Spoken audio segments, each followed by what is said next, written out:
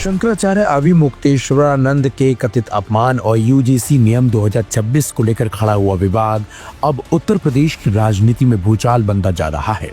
Bareilly city magistrate अलंकार अग्निहोत्री के इस्तीफे ने इस मामले को नया मोड़ दे दिया है और सीधे तौर पर योगी सरकार की कार्यशैली पर सवाल भी खड़े कर दिए हैं। माघ मेले में मौनी अमावस्या के दिन शंकराचार्य अविमुक्तेश्वरानंद और प्रशासन के बीच शुरू हुआ विवाद बीते 9 दिनों से थमने का नाम नहीं ले रहा है। शंकराचार्य लगातार अनशन पर बैठे हैं, लेकिन सरकार की ओर से ना तो संवेदनशीलता दिखी और न ही समाधान की कोई ठोस कोशिशें हुई हैं।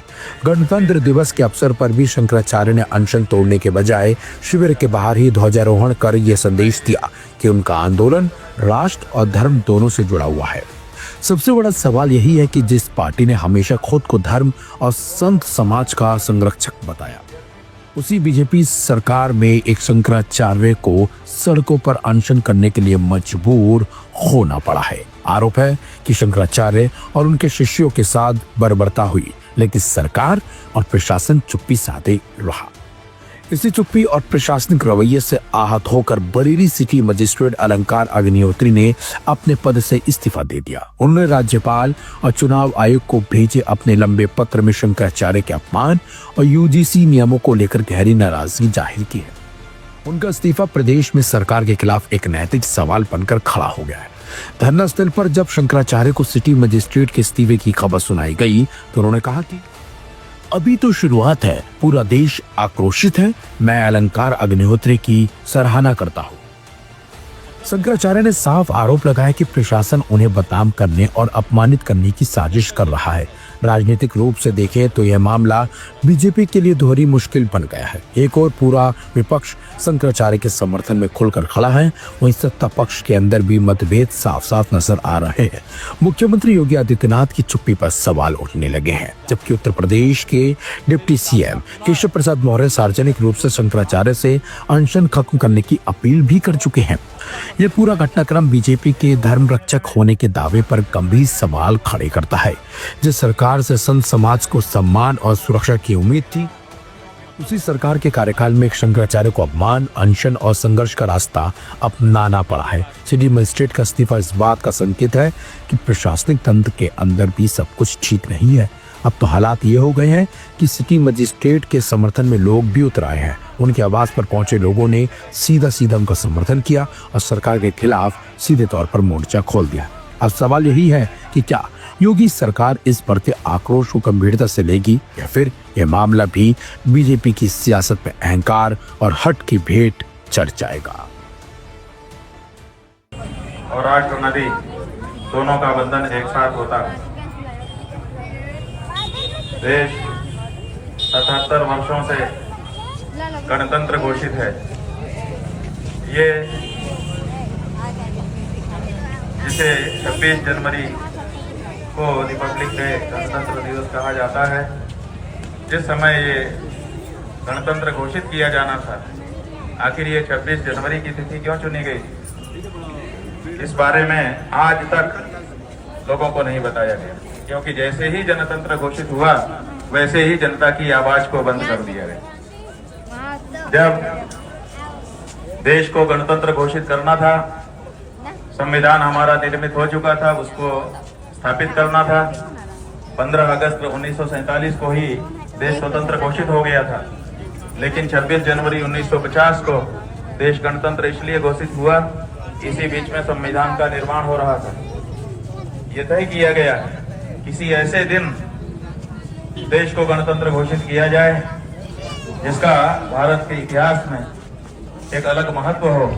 और तब उस समय के जो हमारे देश के विद्वान थे, उन्होंने कहा इसके लिए भीष्म अष्टमी से बड़ा दूसरा कोई पर्व नहीं हो सकता।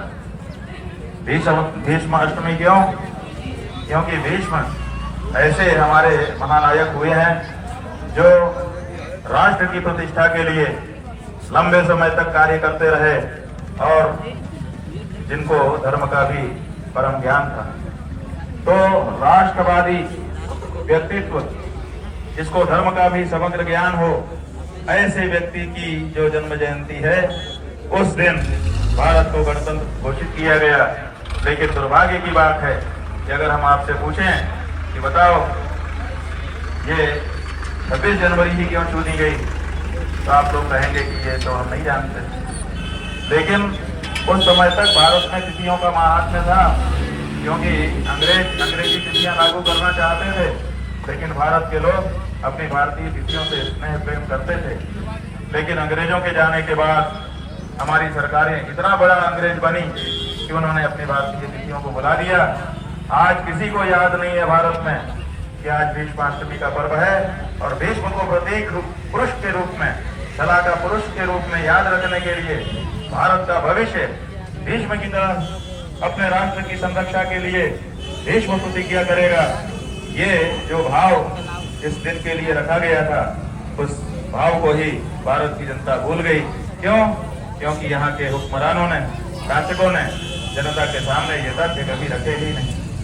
इसलिए अब आवश्यकता आ गई है कि भारत को फिर से भारत बनाया जाए। बंधुओं, भारत इंडिया बना और इंडिया के बाद अब न्यू इंडिया बन रहा है। भारत से भारतीयता गायब हो रही है। ना भारत में भारत की भाषा चल रही है, ना भारत में भारत की भूषा चल रही है, ना भारत में भारत के भाव हैं। भारत के जितने पूर्व विद्वान हैं वो सब के सब बुला दिए गए हैं, और जो भारत के नहीं है उन्हीं को याद किया जा रहा है। हमारी पूरी की पूरी जीवन शैली भारतीयता से जो ओतप्रोत थी, आज उसको बदल दिया गया है। और अब हालत ये है कि अब तो उन सनातन शास्त्रों को लेकर के चलने वाले जो थोड़े से लोग बचे हैं, उन पर भी प्रहार किया जा रहा है। ये जो माघ मेले में आपके शंकराचार्य के ऊपर, आपके दंडी स्वामियों, ब्रह्मचारियों, भटकों, महिलाओं और वृद्धों के ऊपर प्रहार किया गया, ये उसी की एक कड़ी है। नकली हिंदू आ गए हैं मार्केट में, और वो हिंदू का नाम लेकर के पूरे देश को दूसरी ही दिशा में लेकर के जा रहे हैं। जिन गौ माता के लिए हिंदुओं ने इतिहास में जाने कितनी संख्या में अपने प्राण गंवा दिए कि गौ रक्षा करेंगे, गौ रक्षा करेंगे। जिन गौ माता की सेवा के लिए इस देश का संप्रभु राजा दिलीप नंगे पांव पीछे पीछे चल करके उनकी सेवा करता था, उन्हीं गौ माता को आज काट काट करके, बोटी बोटी करके, आप हिंदुओं के वोट से बनी अपने आप को हिंदू कहने वाली सरकार दलाली से बेच रही है और डॉलर कमा रही है। आप देख रहे हैं भारत 47 न्यूज।